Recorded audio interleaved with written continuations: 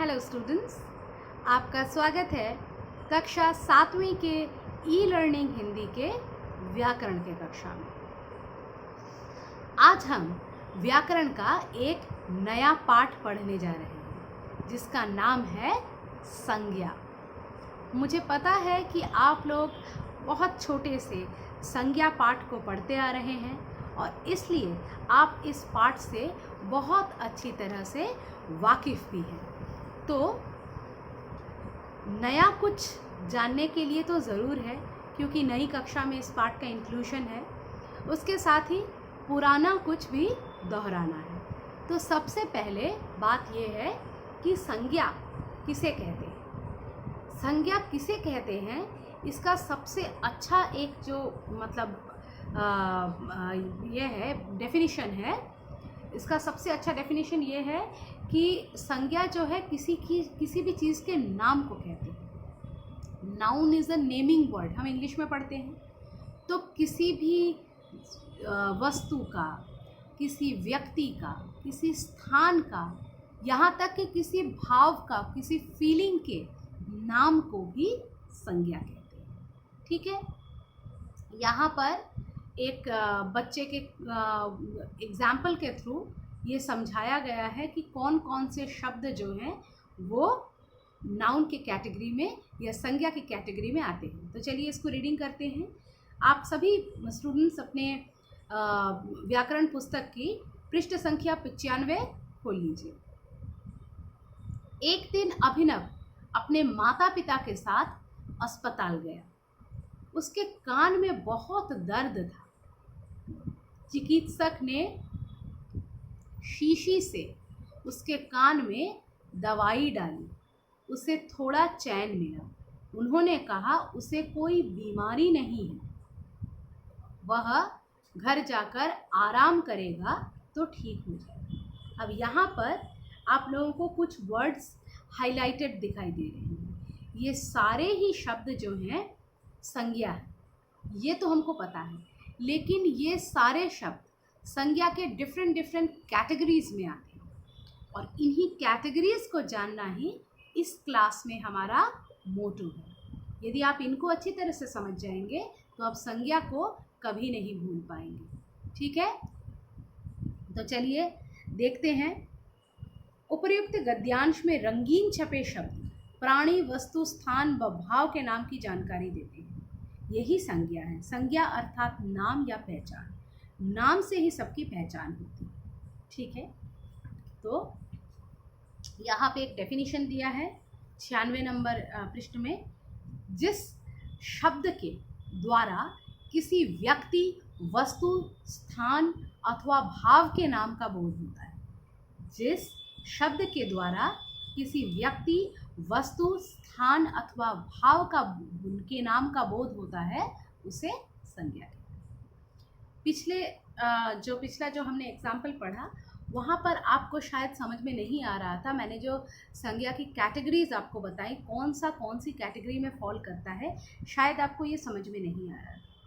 लेकिन जैसे ही आप संज्ञा के भेदों को जानेंगे, ये कैटेगरीज भी आप बखूबी जान जाएंगे। ठीक है, तो संज्ञा के भेद। संज्ञा के 3 प्रकार के भेद होते हैं: व्यक्तिवाचक संज्ञा, जातिवाचक संज्ञा और भाववाचक संज्ञा। व्यक्तिवाचक संज्ञा, जातिवाचक संज्ञा और भाववाचक संज्ञा। संज्ञा के 3 भेद हुए। ठीक है, सबसे पहला है व्यक्तिवाचक संज्ञा। व्यक्ति यानी क्या? इंसान। तो यहाँ पर व्यक्तिवाचक संज्ञा का क्या अर्थ है, आइए जानते हैं। विवेक और कबीर शताब्दी रेल द्वारा मेघालय घूमने गए। वहाँ उन्होंने शिलोंग और चेरापूंजी की सैर की।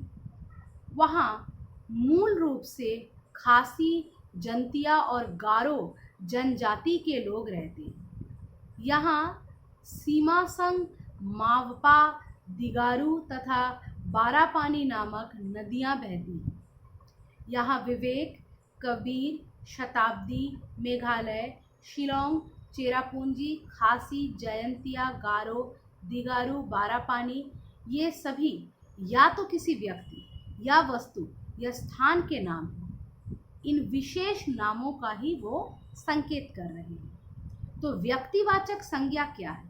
व्यक्तिवाचक संज्ञा, जिसको हम इंग्लिश में प्रॉपर नाउन कहते हैं, वो है, क्या है ये? किसी विशेष प्राणी, वस्तु, स्थान आदि का नाम जो बोध कराता है, वो जो है संज्ञा है। संज्ञा तो नेमिंग वर्ड है, लेकिन अगर आपके घर में सपोज आपने एक पेट पाला है, तो वो पेट शायद अगर एक डॉग है, तो डॉग वर्ड ये तो संज्ञा है, लेकिन यदि आपने उस डॉग का एक नाम रखा है, सपोज कि आपने उस डॉग का नाम XYZ कुछ भी रखा है, तो वो नाम जो आपने उस डॉग को असाइन किया है, वो नाम जो है व्यक्तिवाचक संज्ञा है। तो किसी भी स्थान विशेष का जो नाम होता है, वो या किसी प्राणी का, किसी वस्तु का जो स्पेशल नेम उसको दिया जाता है, जैसे कि आपका नाम, मेरा नाम, आपके विद्यालय का नाम, किसी न्यूज़पेपर का नाम, इस जगह का नाम, ये सभी नाम जो है व्यक्तिवाचक संज्ञा है। इसके बाद मैंने अभी आप लोगों को क्या कहा?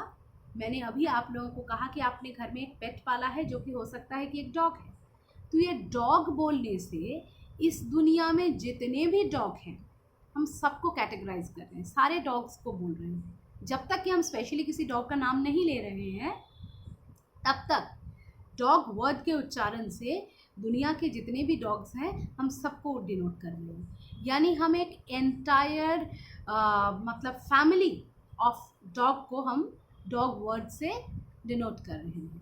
तो यही है, इसका मतलब हम एक पूरी जाति को संबोधित कर रहे हैं। तो इसी को जातिवाचक संज्ञा कहा जाता है।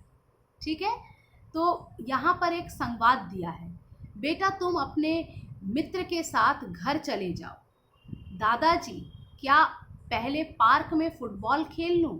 माँ और पिताजी से पूछकर आया हूँ। यहाँ एक कॉन्वर्सेशन दिया है। अब देखिए, उपर्युक्त संवाद में बेटा, मित्र, घर, पार्क, दादाजी, फुटबॉल, माँ, पिताजी, ये सब विशेष व्यक्ति, वस्तु, स्थान आदि के नाम की ओर संकेत नहीं कर रहे हैं, जैसा कि पहले किया जा रहा है। यहाँ उनकी पूरी जाति को, उनके पूरे ग्रुप को संबोधित किया जा रहा है, इसीलिए ये जातिवाचक संज्ञा है। यानी जो शब्द किसी प्राणी, वस्तु, स्थान आदि की संपूर्ण जाति का बोध कराता है। जैसे यहाँ पर ही देखिए, बेटा, जितने लोग प्यार से किसी को बेटा बुलाते हैं, बेटा बोलने से किसी पर्टिकुलर एक बच्चे का नाम नहीं होता है, उस कैटेगरी को, उस जाति को बुलाया जाता है। मित्र वैसा ही है, घर, मेरा घर, आपका घर, किसी और का घर, आपके फ्रेंड का घर, आपके रिलेटिव का घर, ये सारे घर, घर बोलने से उसी जाति के अंडर फॉल करते हैं।